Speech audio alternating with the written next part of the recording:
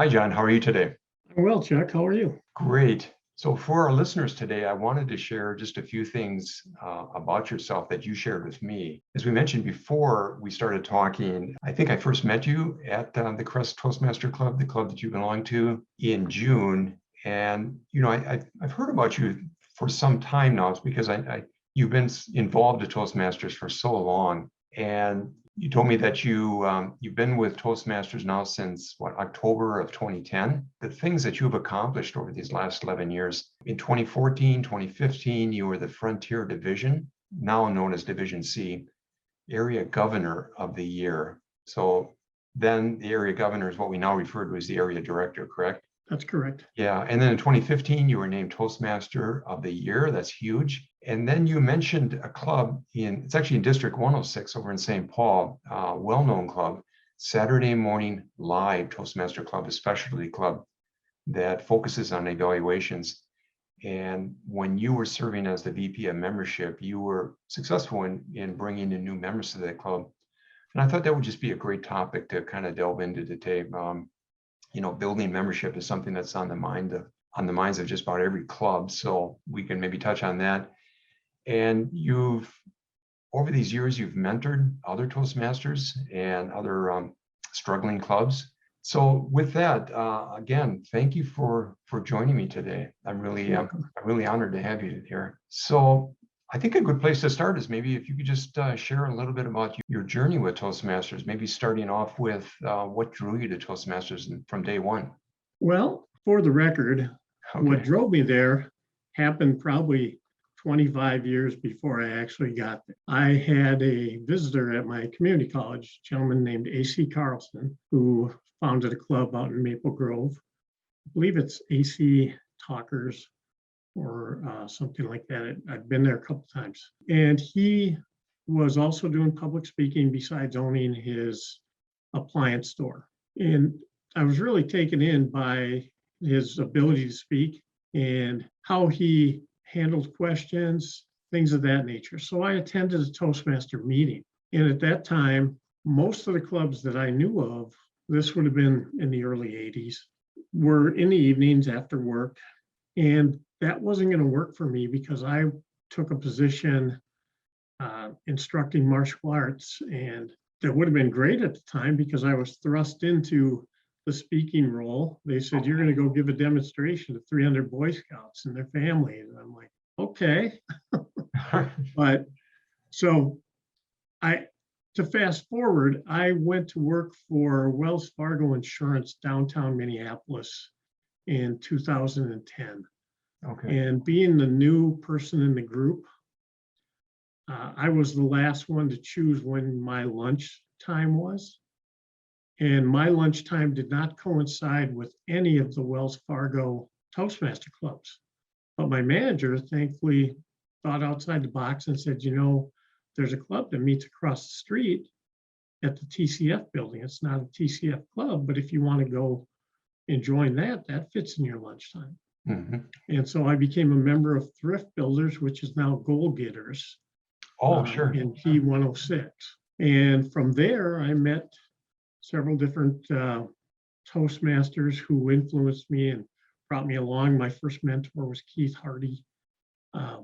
Another person that mentored me and guided me on my journey was Mary Adams. Okay. I joke about it because she stopped me on the street one day when I was trying to catch my bus and said, what do you think about being an area governor? I said, I don't know what an area governor is, Mary. Can we talk another time? And then we did, and I became an area governor for the Frontier Division, which she was the division governor at the time. Now, okay, last name has changed to director. So, yeah.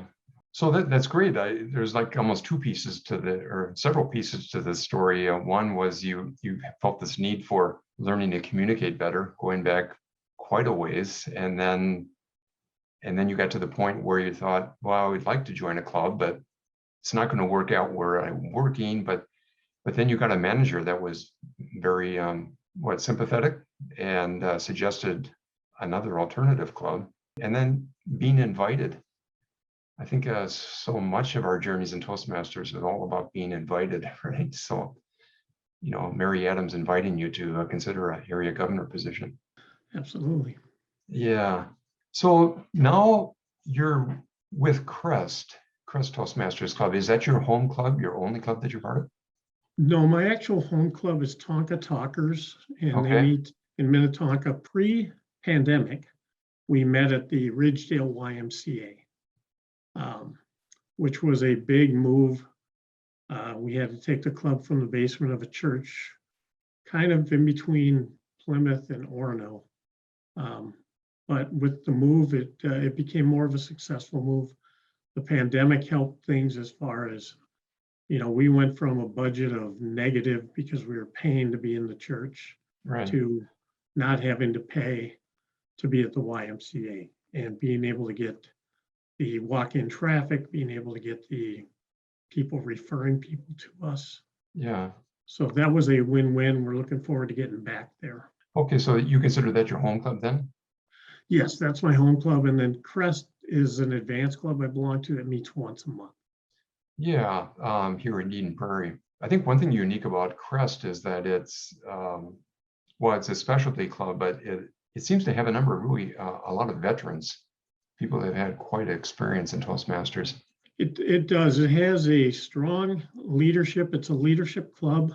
Mm-hmm. Most of the individuals have fulfilled, they've at a minimum area director, division director. A good chunk of them have fulfilled all the way up to the district director role. Sure. And we try to be a club for the other members of the district, especially those that are embarking on the journey into district leadership. Okay. We find that, we have quite a few people who have experience, and we have things that we can lend or offer to those folks, in addition to what they're getting from their leadership, their current area or division directors, Okay. district directors, etc. So that would really give you some unique perspective. When you're doing speeches or getting evaluations, you're working with a lot of experience there. That's interesting. I'm just kind of curious, what path are you working on right now in Pathways? Well, to be honest with you, we just had a meeting about this because we did our moments of truth. All right. And this is an area that's a little bit of a struggle because some of us folks came from a legacy plan. Okay. And in my opinion only, when Toastmasters allowed us, I think it was 2 years to continue on that path, sometimes that's good. And I could see the good in it. For some individuals like myself, maybe not so much. Might have been better to be thrust into the new program and say, okay, go get it, go after it. Right. Myself, I have completed level 1. I've actually probably completed level 2 and almost 3, but I have not gone in and plugged in all the information. Okay. Yeah, I think it's just a matter of just kind of working your way through the levels and getting used to the logistics of Pathways. I know when I first started doing it, it was a little bit daunting trying to figure out the flow of it, but then it sort of clicked. I thought, oh, this is a good way to do it. It's very similar to a lot of other things I use at work, right? So, right. A nice transition there. But if I may ask, which path are you working on? Which? Presentation mastery. Presentation mastery, right. So do you find that's a very helpful path for you? I do. I have to give various presentations, and I'm using the word presentation loosely. It might be a phone conversation with a client, but I need to take a concept, or I need to take a product, or whatever the situation calls for, and I have to somehow, like in a table topics fashion, convey that or put that into a short, clear, concise message that the client can understand. And the range of the client is from A to Z. Sure. As far as educational background, insurance knowledge, and so on. So I need to be able to convey it in a way that they can grasp it, understand it, and then make an informed decision on, what they want to do, Mr. or Mrs. or Ms. Yeah. business owner, which way do we want to go with this to protect your business? Yeah, I think it's a really valuable path. I've known others that have done that path, and they found it very useful. It's not easy to deliver a very cogent, effective presentation. It seems like so many times it goes one direction or the other. Either you end up with a lot of very busy slides that the person just reads, or other cases where it's not providing the information that you need. It's really, it's almost like a work of art to come up with a presentation which really tells the person what they need to know, and and flows in a logical way. I would agree. It really does take, I think, quite a bit of effort and work on it, because there's days that you walk away going, yeah, I conveyed that really well. That's great. And then you go, how long have I been doing this? That didn't sound real clear, even in my mind. So Sure. Well, great. Thanks for sharing about your Pathways journey right now. So I mentioned earlier about your experience building members, not only with Saturday, the name escaped me, Saturday Morning Live over in St. Paul, but what do you think really made the difference in being able to attract members? what made the difference Sure. in tracking members, attracting them?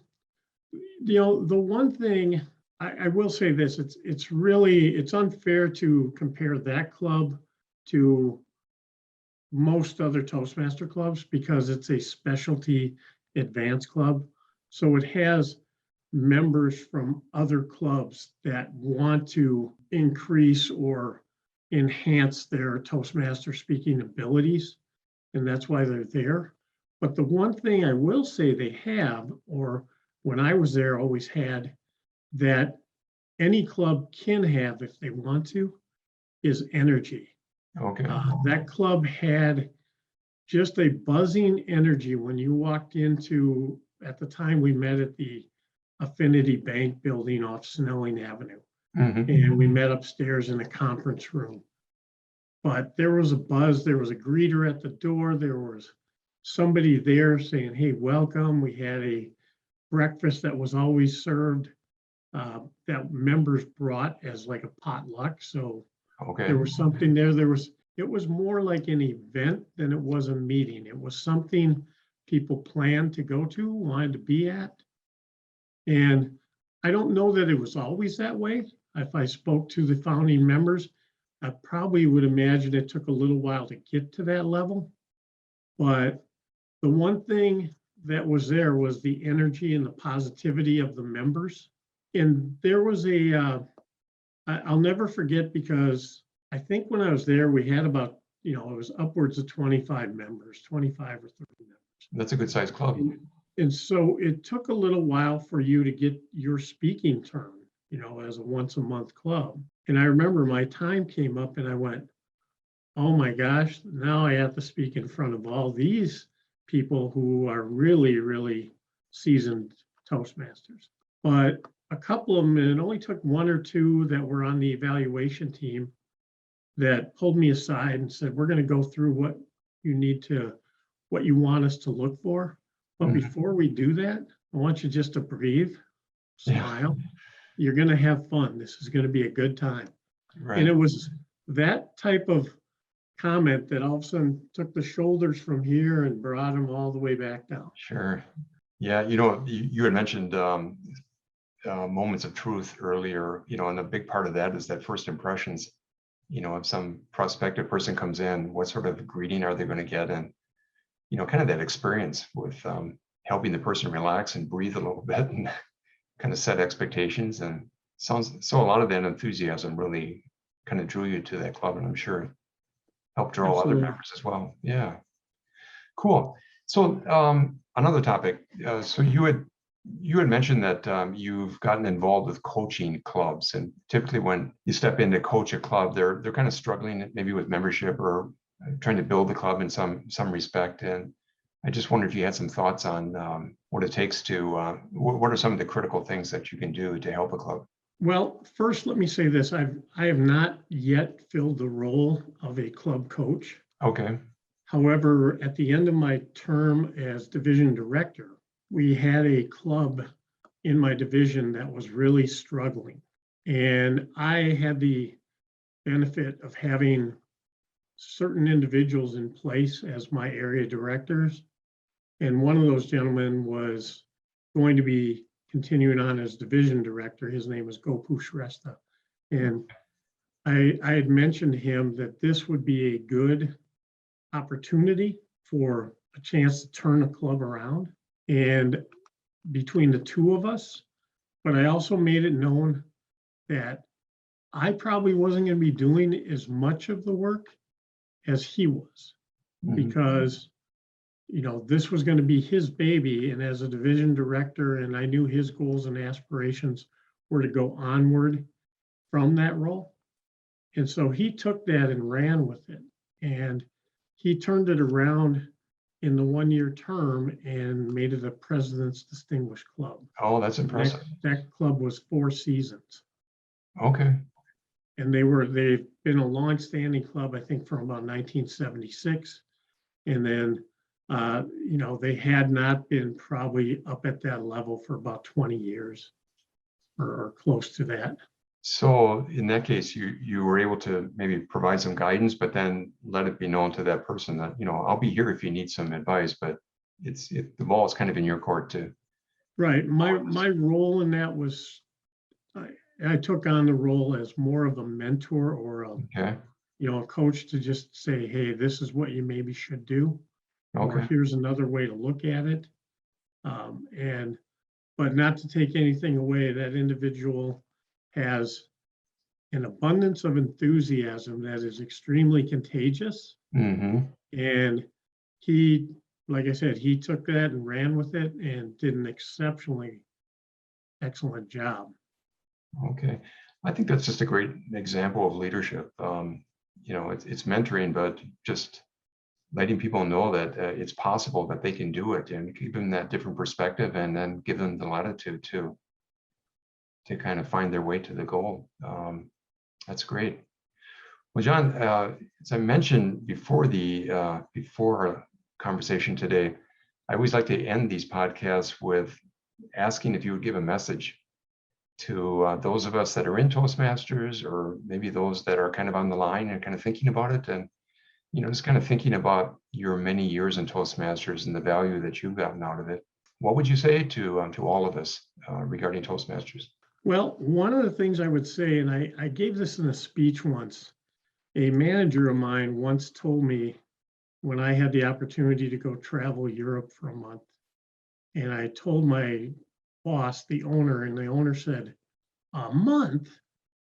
Can you make it 2 weeks?"